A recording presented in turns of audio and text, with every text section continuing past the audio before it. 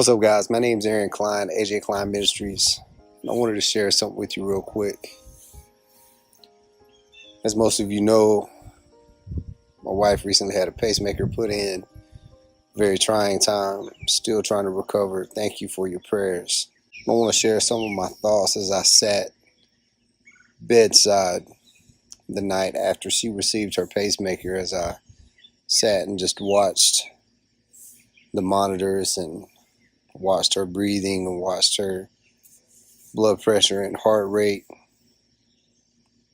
Just want to share my thoughts in that moment. In less than a month, we'll be celebrating our 8th wedding anniversary. We have always referred to our anniversary as our honeymoon ever since the very first one. And that's important. I celebrate in my mind each and every day our marriage. We love each other with a relentless love. We hold the value of marriage far higher than what the world values marriage. We look at our relationship as husband and wife far greater than what the rest of society looks at that relationship. Since day one of our marriage, even of our relationship, we have intertwined the deepest threads of our souls to really become one flesh, the covenant union that God designed. We wanted to uphold that. So from a love viewpoint, from the angle of relationship and bond, it's been blissful. We've shared many great times, watching our kids grow up, graduate high school, some of them graduating college, succeeding in the things that they are attempting to conquer in life. We've had many late night conversations, and I'm not talking your typical everyday conversations. I'm talking deep, meaningful, thought-provoking, intriguing conversations that really drew us closer as husband and wife. From birthdays to holidays, and each and every one that passed, growing closer and closer. We've been able to look at our faults, even laugh at them sometimes, just to remind ourselves just how silly we can be. We know that we are there for each other, doing everything that we can to make sure that our cups are fully full. And these are the things that a lot of people look at as their highlight reels of life. The good times, times that make them smile,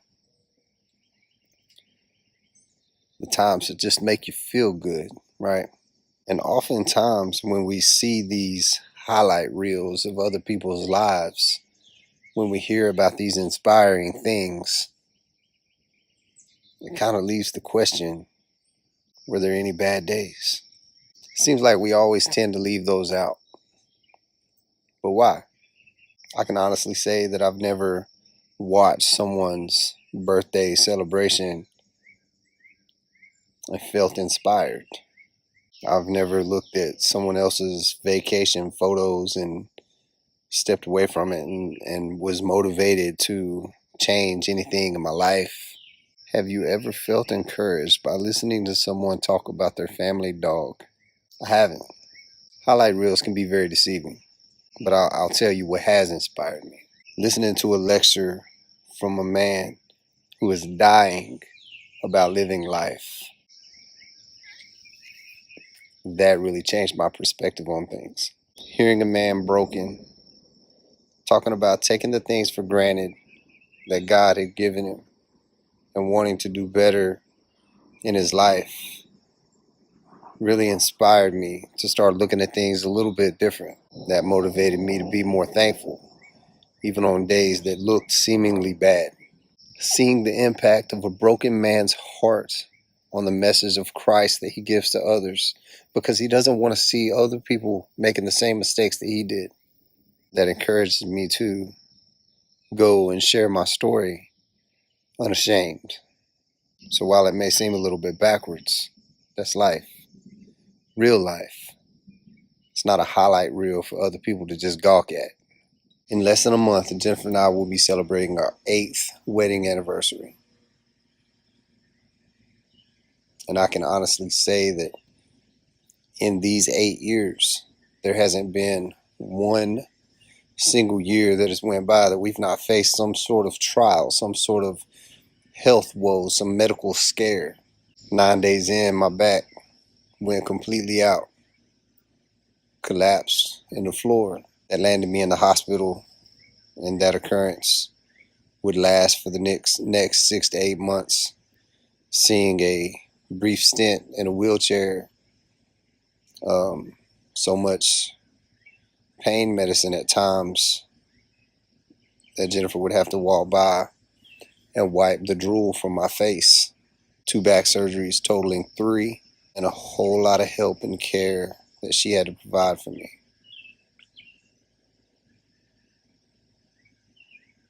Shortly after that, there was the head injury, the traumatic brain injury that I suffered, which kept me in the hospital, sent me back and forth to neurologists time and time again with numerous MRIs and tests that would have to be done. And again, there was the absent seizures that would occur. And Jennifer had to spend another time or two walking by to make sure that my face was clean because I was absent. During that time, there was the brain tumor growth, whatever you want to call it, that landed itself on the backside of my brain.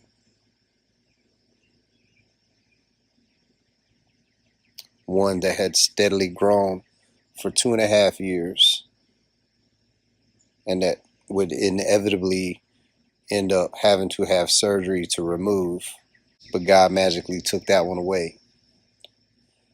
Praise Him. Then there was the gastrointestinal cancer scare that we went through with Jennifer, and then the lumpectomy that she had to have. And then shortly after that, trying to recover from the lumpectomy, she suffered major burns from an allergic reaction to the adhesive from the tape that they had to use. She had to sleep in the recliner because she couldn't get in the bed, so that landed her at a back doctor because her back was bad, bulging discs. There was the high blood pressure that landed me in the hospital, and then the ablation that she had to have a year ago. And during this past year, we have tried adjusting our life to the things that she could do, but she was very limited as to what she could do, and things was deteriorating slowly over time, many times not even able to go to the grocery store. And now this.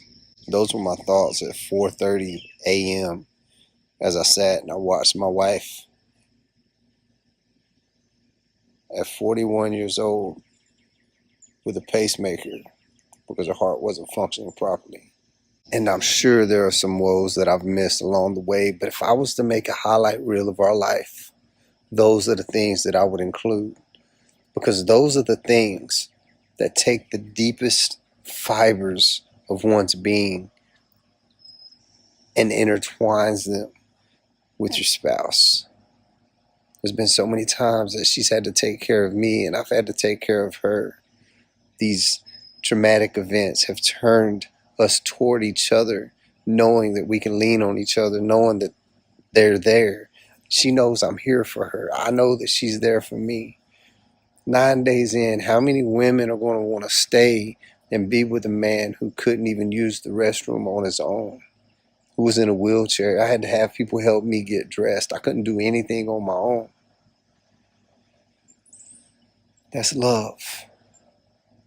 And if all of these things were included in our highlight reels would be so much different. I remember texting a friend that day, broken, lost, and he sent me some very inspiring words. I want to read them to you. God has put you together for a purpose, and she is your helpmate. And when you're equally yoked, there will be times that she pulls you along and times you pull her along. Love her like there's no tomorrow. And if tomorrow comes, do it again.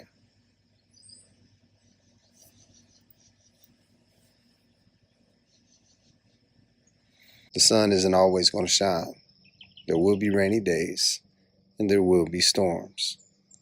Storms that we will weather, and rainy days that we will survive. And there will be sunny days where we can rest. No matter what kind of day it is, we will rejoice. And no matter what kind of day it is, we know that we're going to have each other no matter what. It's these times that have drawn us closer and closer together. We are one flesh. So if you're thinking about a highlight reel for your life, don't forget about the trying times that made you stronger, the trying times that brought you together, the trying times that created you as one. Repent, transform, praise, and worship. God bless you.